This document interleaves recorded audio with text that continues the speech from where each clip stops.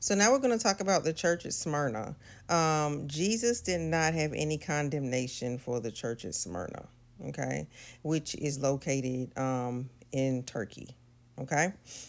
He actually was encouraged. Jesus actually was encouraging them because they were enduring severe persecution because of who they were as Christians. Okay, and they were under.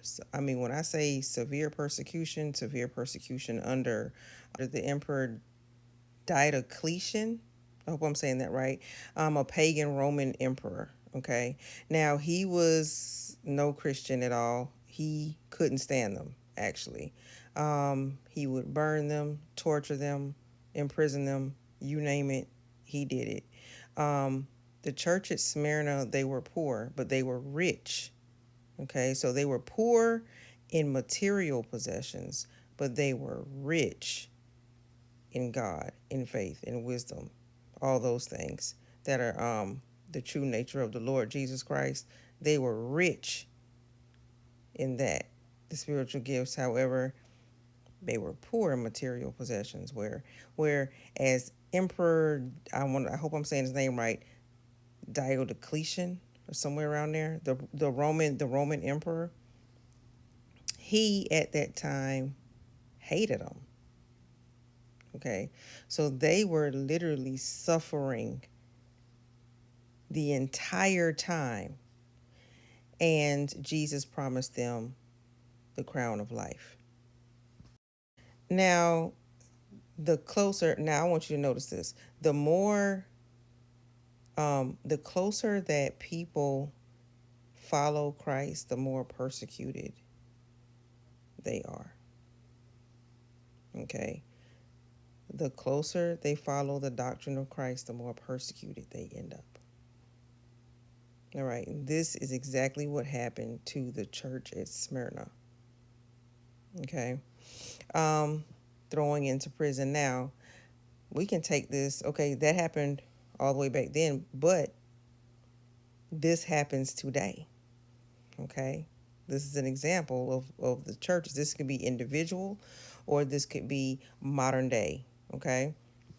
Even though that happened way back then, this is in the scriptures for a reason. So, um, one of the things you got to look at is today. Let me go back to my own people. Okay. My forefathers. Okay. You had Martin Luther King trying to do, and others, because he wasn't alone, and others trying to let justice roll out, okay, like a mighty stream. He was trying to do good. He was trying to have everyone live together in perfect harmony and equality and justice and everything, right? That was so close to what the Lord Jesus wanted, right? He did not even fight back. Martin Luther King even got stabbed one time and did not press charges on the lady who did it. And it could have killed him. It was right next to his heart, okay? When I tell you the government executed, okay, a preacher that wanted no harm to anybody, that reminds me of the church of Smyrna. If I was to select an individual just off the top of my head randomly who tried to follow that doctrine and got jailed for days, got beat up for it, everything else, and then ultimately taken off of this earth. And he remained faithful until death. That reminds me of the church of Smyrna. Yep, definitely.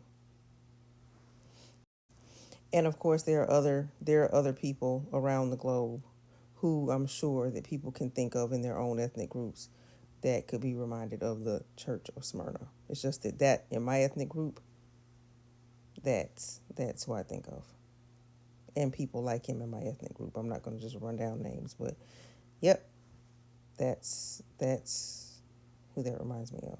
my forefathers, especially when they went for that civil rights movement. And even from Harriet Tubman all the way down, they would say that they got a message from God to do what they did. So, yeah, real deep. But, yeah, but as far as Smyrna, there was no condemnation. God didn't find any fault with them. They were poor, but they were rich in spirit. And he encouraged them to keep going because they're going to have the crown of life waiting on them. Okay. So yeah, Bujao.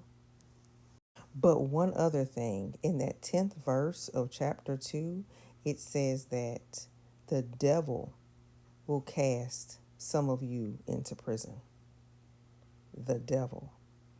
So Jesus makes a contrast there. Okay, so here you are serving me.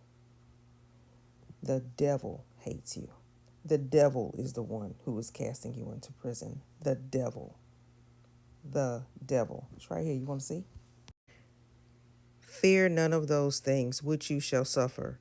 Behold, the devil shall cast some of you in prison. Right there. Biggest day. So there's always been a spiritual war going on. Always been.